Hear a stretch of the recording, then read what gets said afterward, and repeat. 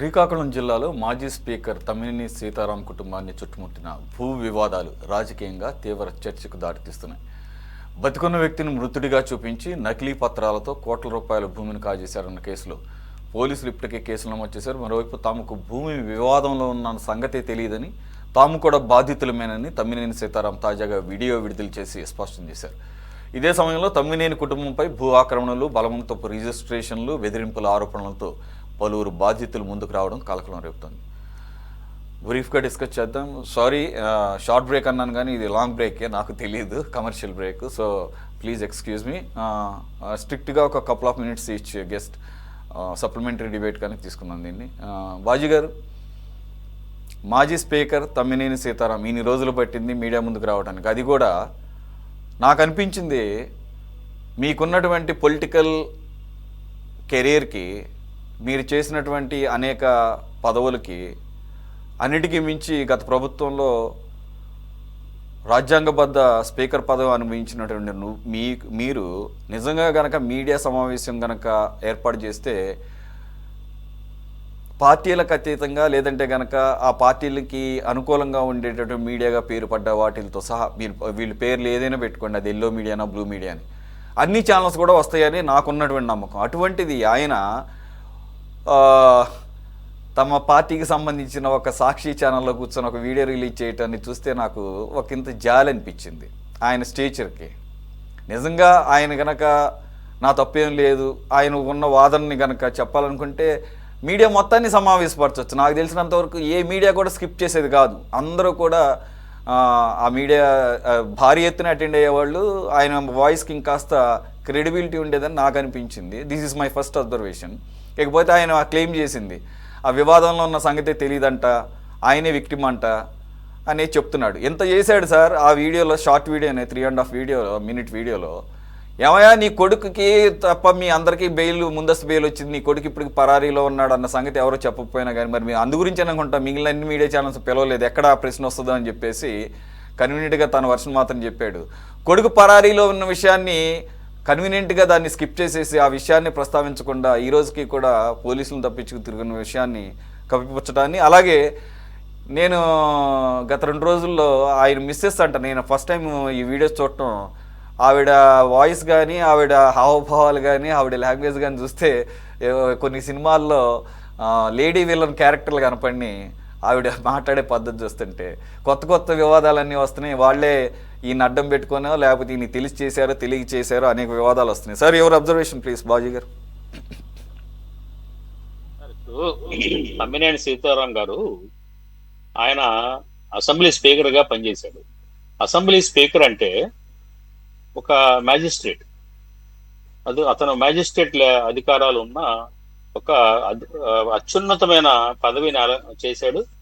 ఆ పదవి ఆయన నిర్వహించుకునేటప్పుడు కూడా అనేక సందర్భాల్లో ఆయన వ్యవహార శైలి కానీ, మాట్లాడే విధానం కానీ ఎదుటి వాళ్ళని చాలా మరి ఎడ్యుకేట్ చేసే విధంగా, తాను చాలా చాలా అత్యున్నతమైన మేధాశక్తి కలిగిన వ్యక్తిగా మాట్లాడేవాడు.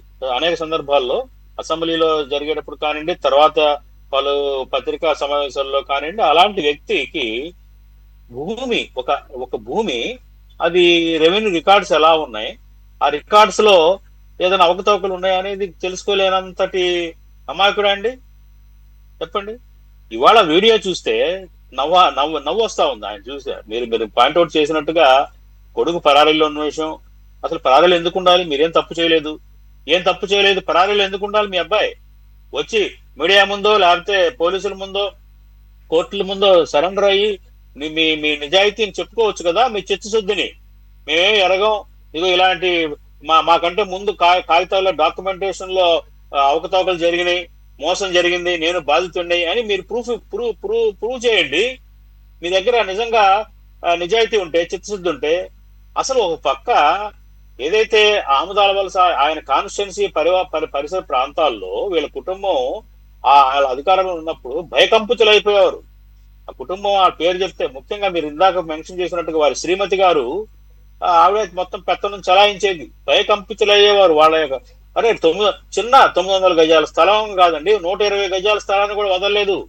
ఏది వదల్లా, ఎకరాలు అట్లాగే 70 ఎకరాల దాంట్లో వారసత్వంగా వచ్చిన దాంట్లో 30 ఎకరాలు నొక్కేశారు. ఈవెన్ ఇంకా చాలా లిస్ట్ ఒకటి ఉంది, ఈ లిస్ట్ పెద్ద లిస్ట్ ఉంది. ఇంకా ఒక్కోటి ఇంకా బయటకు వస్తాయి. ఇప్పుడు దాకా భయపడి చాలా మంది బయటకు రాలా. ఇప్పుడు ఒక్కోటి ఇంకా బయటకు వస్తాయండి. వీళ్ళు చేసిన అకృత్యాలు గాని, అఘాయిత్యాలు గాని, భూ కబ్జాలు గాని, భూదందాలు అనేకం బయటకు వస్తాయి. ఇప్పుడు ఏదైనా గాని మీరు లంచాలు తీసుకున్నారనుకోండి, రెండో వాడికి కనపడదు. కానీ ఇట్లా కాగితాలు తారుమారు చేసి భూములు కాజేస్తే రికార్డు ఉంటుంది మిమ్మల్ని పట్టించడానికి. ఏం ఊరికే ఆ, దాగేది కాదు. మీరు అధికారంలో లేరు మాఫీ చేసుకోవడానికి. ఇవాళ అన్ని రికార్డ్స్ చూస్తే గనక మీరు ఏం కొన్నారు 5 ఏళ్ల కాలంలో, ఆ కొన్న వాళ్ళ పూర్వపరాలు ఏంటి, ఆ డాక్యుమెంట్స్ లింక్ డాక్యుమెంట్స్ ఏంటి, అవన్నీ కూడా చూస్తే గనక మీ భాగవతాలన్నీ కూడా బయటకు వస్తాయి. ఇవాళ వీళ్ళందరూ చాలా మంది కంప్లైంట్ చేస్తున్నారు. ఇంకా మా భూమి ఇట్లా కాజేశారు, మమ్మల్ని ఇలా బెదిరించారు, 119 గజాలని ఒక ఆవిడ లక్ష్మీనగర్ లో, అట్లాగే 30 ఎకరాలు, ఇట్లా చాలా లిస్ట్ ఉంది. కాబట్టి ఏంటంటే ఎట్టి పరిస్థితుల్లో కూడా వీళ్ళు తప్పించుకునే అవకాశం లేదు. డాక్యుమెంటల్ ఎవిడెన్సెస్ వీళ్ళు చేసిన అక్రమాలకు ఉంటుంది. కాబట్టి ఏంటంటే ఇవాళ ఏదో అజ్ఞాతంలో కూర్చున్న వీడియో రిలీజ్ చేసినంత మాత్రాన ప్రజలు నమ్మేటే పరిస్థితి లేదండి. కోర్టులు ఉన్నాయి, చట్టాలున్నాయి, చట్ట పరిధిలో అనేక రకాలుగా మరి మీకు శిక్షలు పడే అవకాశం ఉంది. ఇప్పటికైనా అవన్నీ మానేసి జరిగిన తప్పిదాలు ఒప్పుకొని, ఒకవేళ నిజంగా మీరు మోసపోతే డాక్యుమెంట్స్ విషయంలో అది బయటకు చెప్పండి. మీ అబ్బాయిని ఎందుకు పంపి స్కాండల్ ఎందుకు అవ్వాలి? మీ తనయుడు తీసుకురండి, ఎక్కడున్నాడు చెప్పండి, అన్ని బయటకు తీసుకురండి. ఇప్పుడు ఆరోపణలు ఉన్నాయి, దాదాపు ఎలిగేషన్స్ 7 భూమికి సంబంధించిన 8 ఎలిగేషన్స్ ఉన్నాయి. ఆ 7 ఎలిగేషన్స్ మీద కూడా వివరణ ఇవ్వాలి, మీరు చెప్పాలి. కాబట్టి అప్పుడే ఏదైనా మీ దగ్గర నుంచి కొంత క్లారిటీ వస్తుంది ప్రజలకి. తప్పించి ఇలా అజ్ఞాతంలో ఉండే వీడియో రిలీజ్ చేస్తే మాత్రాన మీరు తప్పించుకోలేరు. రేపు కోర్టు ముందు మీరు ఇవన్నీ కూడా బయటకు వస్తాయి, శిక్ష అనుభవించాల్సిందే. మీరు మళ్ళీ ఇంకొకటి ఆయన వీడియోలో మాట్లాడటం ఏంటి, సివిల్ తగాదైతే క్రిమినల్ కేసులు. క్రిమినల్ కేసు ఏది? ఫోర్జరీ, చీటింగ్ కేసు కదా. ఫోర్జరీ సంతకాలు, బతుకున్నాను చనిపోయినట్టు సృష్టించడం, డాక్యుమెంట్స్ పేర్లు మార్చేయటం, ఇవన్నీ కూడా చీటింగ్ కేసులు, క్రిమినల్ కేసు కిందకే వస్తాయి. సివిల్ కేసులు కాదు. సివిల్ కేసులు వేరే అంశం, అది వేరే అంశం. కానీ వీళ్ళు చేసింది వాంటెడ్లీ మీరు పేర్లు మార్చారు, ఫోర్జరీ చేశారు, బతికున్న వాళ్ళు చంపేశారు, అక్రమంగా బలహీనంగా ఉన్న వీకర్ సెక్షన్స్ వాళ్ళందరినీ బెదిరించి లాక్కున్నారు భూములు. ఇవన్నీ కూడా క్రిమినల్ అఫెన్సెస్. క్రిమినల్ కేసులే అట్రాక్ట్ అవుతాయి, క్రిమినల్ సెక్షన్సే అట్రాక్ట్ అవుతాయి. కాబట్టి మరి ఒక అత్యున్నత మ్యాజిస్ట్రేట్ ర్యాంక్ పదవిని అలంకరించిన వ్యక్తికి ఇవన్నీ తెలియదా? ఖచ్చితంగా తెలుసండి, ఖచ్చితంగా తెలుసు. ఇవన్నీ కూడా మరి బుకాయించినంత మాత్రాన ప్రజలు నమ్మరు. కాబట్టి ఇప్పటికైనా తప్పులు ఒప్పుకుంటే గౌరవంగా ఉంటుంది, కొంతలో కొంత గౌరవం ఉంటుందని చెప్పేసి నేను అభిప్రాయపడుతున్నాను. సురేష్ గారు సార్ ఏంటి సార్ ఇది ఏమన్నా ఆటకాయితనంగా ఉంది ఏంటి? అటు చూస్తేనేమో తమ్మినేని సీతారాం గారి కొడుకు దొరకట్లేదని చెప్పేసి చెప్తూ ఉంటారు. ఇటు చూస్తేనేమో జోగి రమేష్ గారి ఫ్యామిలీ మొత్తం ఇక్కడే ఉండి తీరిగ్గా విజయవాడ ఫ్యామిలీ కోర్టులో ముందస్తు బెయిల్ కోసం అప్లై చేస్తూ ఉంటారు.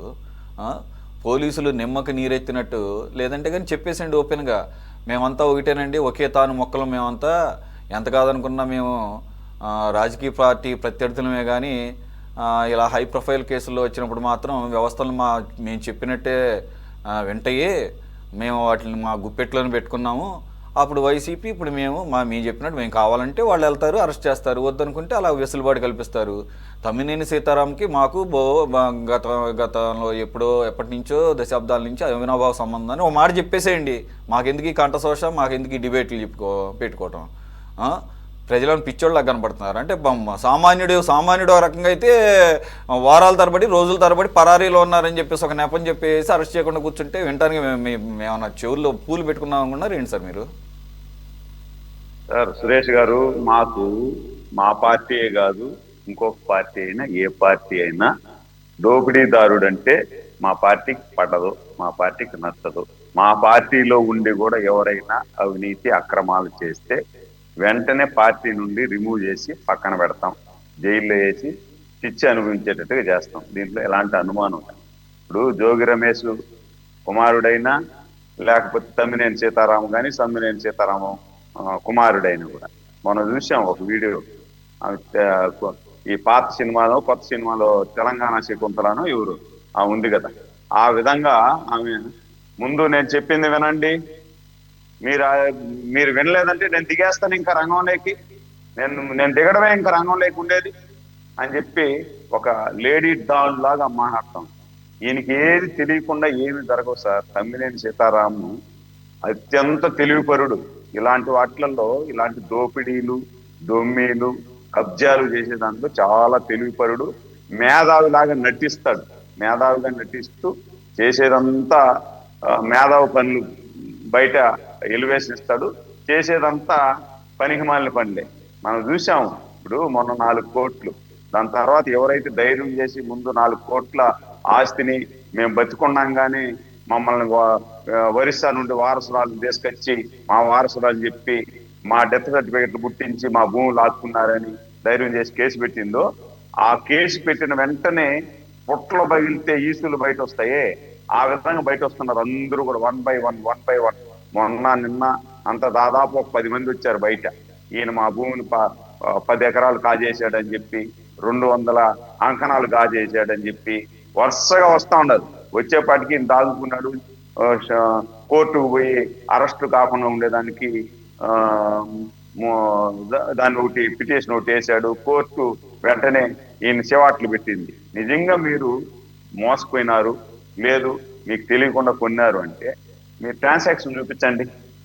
మీ అకౌంట్ నుండి, ఏ అకౌంట్ నుండి వాళ్ళకి డబ్బు పంపించారు. మీరు మోసపోయిన వాళ్ళకే అనుకుందాం, మోసపోయిన వాళ్ళ దగ్గరే కొన్నాం అనుకుందాం, వాళ్ళ అకౌంట్ కూడా డబ్బు పంపిస్తేనే కదా ట్రాన్సాక్షన్ అనేది ఉండాలి కదా.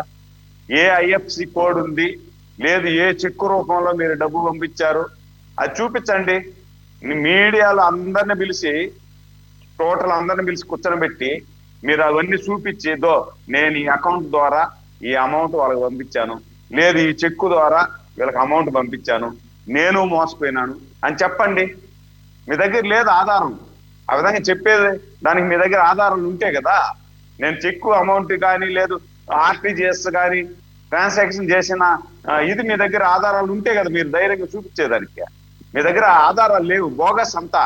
మీరు కొనింది బోగస్ పత్రాలు పెట్టి సృష్టించి కొన్నారు, దొంగ డాక్యుమెంట్లు సృష్టించి కొన్నారు, నిజంగా బతుకుండే వాళ్ళని చంపేసి వాళ్ళ పేరుతో డెత్ సర్టిఫికెట్లు తీసుకొచ్చుకొని మీరు ప్రభుత్వం ఉంది కదా అనేసి ఇష్టానుసారం మీరు చేశారు. కట్ చేస్తే ప్రభుత్వం పోయింది. ఇక్కడ మీకు కాపాడేవాడు ఎవడూ లేడు. మీ భాగోతాలు అన్ని బయట వస్తున్నాయి 1 by 1. కాబట్టి వీటికి ఖచ్చితంగా మీరు శిక్ష అనుభవించాల్సిందే. కాకపోతే 1 రోజు 2 రోజులు డిలే కావచ్చు అంతే. ఈరోజు జోగి రమేష్ పోయి లోపల శ్రీకృష్ణ జన్మస్థానంలో కూర్చోన్నాడు కదా, కొడుకు ఎక్కడ ఉన్నాడు, కొడుకును పట్టుకొస్తారు అంతే. మీ పరిస్థితి కూడా తప్పు చేసే వాళ్ళని ఉప్పిచ్చేయించే పరిస్థితి లేదు. ఎక్కడున్నా జోగి రమేష్ గారి ఫ్యామిలీ మొత్తం 11 మంది కూడా హ్యాపీగా బయటే ఉన్నారు కదా. అలాగే 1-2 రోజులు అంటున్నారు కదా, 1-2 రోజులు కాదు, మీరు 1-2 వారాలైనా కూడా వెయిట్ చేస్తారు. ఈ తమ్మినేని సీతారాం గారి కొడుకు కూడా ముందస్తు బెయిల్ తెచ్చుకునే వరకు కూడా మీరు అలాగూ కాలయాపన చేస్తూనే ఉంటారు. ఎందుకనంటే మీకు సామాన్యుల లెక్క వేరు, రాజకీయ నాయకుల లెక్క వేరు. అది మాకు కళ్ళకు కట్టినట్లు కనపడుతుంది. దానికి తగ్గట్టుగానే క్లాసిక్ ఎగ్జాంపుల్ ఈ మధ్య కాలంలోనే మీరు సిఐడి ద్వారా సబ్మిట్ చేసినటువంటి లేటెస్ట్ ఛార్జ్ షీట్ ఉంది కదా, ముంబై నటి కాదంబరి జత్వన్. ఇవన్నీ కూడా ప్రజలు మేమంతా గమనిస్తూనే ఉన్నాం, ప్రజలంతా గమనిస్తూ ఉన్నారు. ఇదంతా కూడా పెద్దలకు సంబంధించినటువంటి వ్యవహారాల్లో మీరు అన్నీ కూడా గుంభనంగా అన్నీ సెటిల్ చేసేసుకోండి. మేము మాత్రం కళ్ళప్పగించుకు ఈ రకంగా మేము మీ స్టోరీలన్నీ చదువుకుంటూ డిబేట్లు చేసుకుంటూ మేము కాలక్షేపం చేస్తుంటాం. మీరు మాత్రం యాక్షన్లు తీసుకోవద్దు. వ్యవస్థలన్నింటినీ కూడా మీ చెప్పు చేతుల్లో పెట్టుకుని అలాగే ఉండండి. ప్రజలు గమనిస్తూ ఉంటారు, అన్ని నోట్ చేసుకుంటారు. కాబట్టి గత ప్రభుత్వ హయాంలో ఆ ప్రభుత్వం చేసినటువంటి దాష్టికాలను దృష్టిలో పెట్టుకుని ఏ రకమైనటువంటి వర్డిక్ట్ ఇచ్చారో అటువంటి వర్డిక్టే అటు ఇటుగా మరి మీకు కూడా ఇస్తారేమో.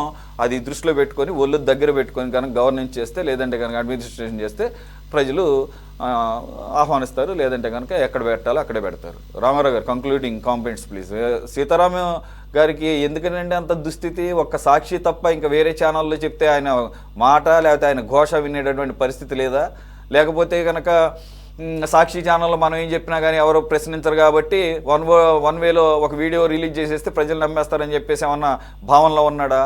2 బాధ్యతకరమైనటువంటి స్పీకర్గా పనిచేసినటువంటి వ్యక్తి కనీసంగా ముందస్తు బెయిల్ తనకి తన భార్యకి ఇచ్చారు కానీ తన కొడుకు ఇవ్వలేదన్న సోయి మర్చిపోయి కొడుకునే పరారీలో పెట్టి శ్రీరంగ నీతులు వచ్చి మాట్లాడుతూ ఉంటే నమ్మడానికి ఎవరు ఇక్కడ సిద్ధంగా లేరు. రెండు, ఈయన చేసినటువంటి భాగోతాలు, ఈయన కుటుంబ సభ్యులు చేసినటువంటి భాగోతాలు ఒకదాన్ని కదిలిస్తే తేనెతుట్లాగి ఇప్పుడు అన్నీ కూడా బయటకు వస్తున్నాయి. మరి వాటికి కూడా రోజుకు ఒక వీడియో ఏమన్నా రిలీజ్ చేస్తాడేమో, మరి ఆ రకంగా సాక్షి ఏమన్నా ప్రయోజనం వస్తుందేమో అని చెప్పేసి మీరే ఏమని చెప్పాలి అని అవకాశం ఉంటే.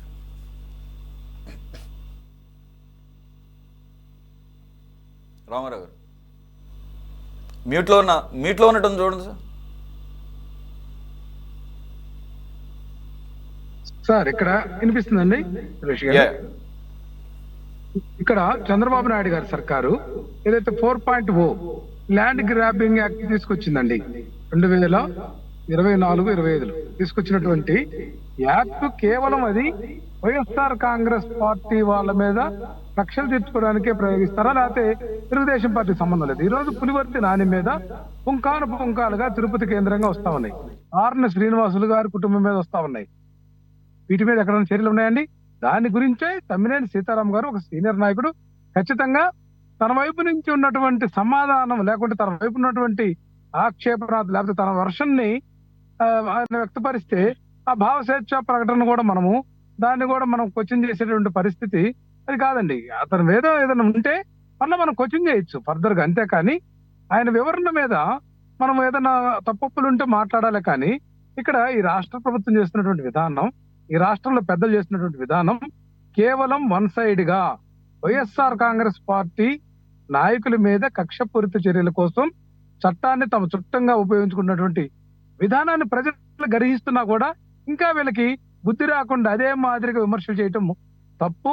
ఖచ్చితంగా ప్రజలు అన్ని గమనిస్తున్నారు. ప్రతిరోజు వీళ్ళ సొంత పత్రికలు లేకపోతే వీళ్ళ అనుయాయ పచ్చ పత్రికలే ఘోషిస్తున్నాయి. ప్రతి ఎమ్మెల్యే కూడా భూ కబ్జాకు పాల్పడుతున్నాడు.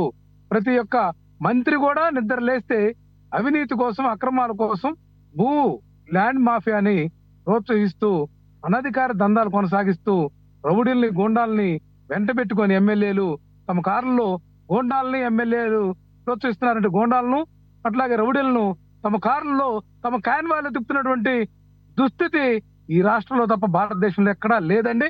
వీళ్ళు చెప్తా ఉంటారు.